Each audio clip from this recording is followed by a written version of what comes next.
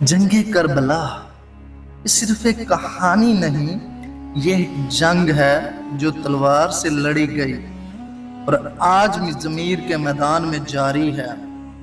और इस जंग का हीरो हुसैन इब्न अली है।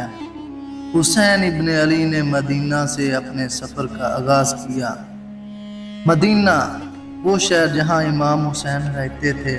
साल था 60 हिजरी जब यजीद ने खिलाफत पर कब्जा किया और मदीना में पैगाम भेजा, इमाम हुसैन बैत करें। हुसैन ने इनकार कर दिया क्योंकि हक बातिल के सामने झुकता नहीं।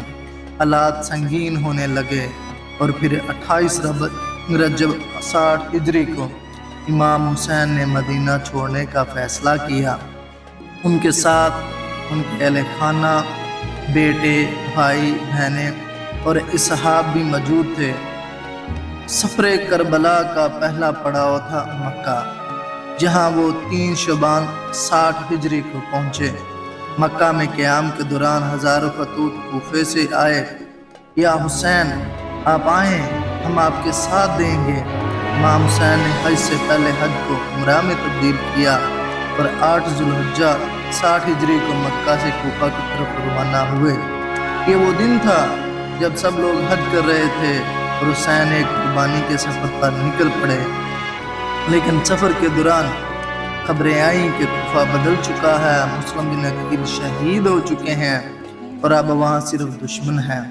इमाम हुसैन का काफिला आगे बढ़ता रहा और फिर 2 मुहर्रम 61 हिजरी को वो पहुँचे करबला। करबला एक बंजर मैदान था जहाँ यजीद की फौज ने पानी बंद कर दिया। बच्चे प्यास से तड़पने लगे मगर हुसैन सर झुकाने को तैयार ना हुए।